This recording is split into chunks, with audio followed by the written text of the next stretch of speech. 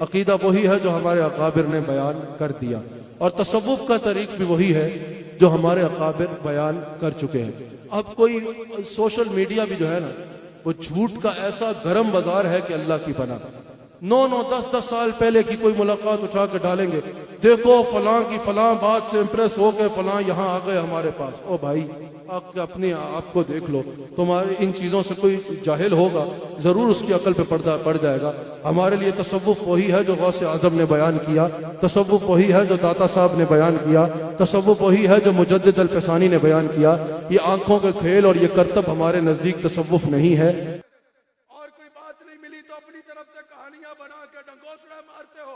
हम मुजद्दिद अल-फसानी के मुरीद हैं, मुजद्दिदी हैं, जो कहते हैं कि जब मेरे वालिद का आखिरी वक्त था, अपने वालिद के पास बैठे हैं और कह रहे मेरे वालिद की जुबान पे था खुदाया वक्त के बनी फातिमा घर को ले कीमा कुनी खातिमा अगर दावतन रद्दुली व कबूल बनो तस्कुता वाले आले रसूल। ना ही हम इसको तसव्वुफ तस्लीम करते हैं और ना ही हमें किसी ऐसे करतबों से इंप्रेस होकर कहीं जाने की जरूरत है और ना ही कभी किसी ऐसे करतब से इंप्रेस होकर कहीं गए।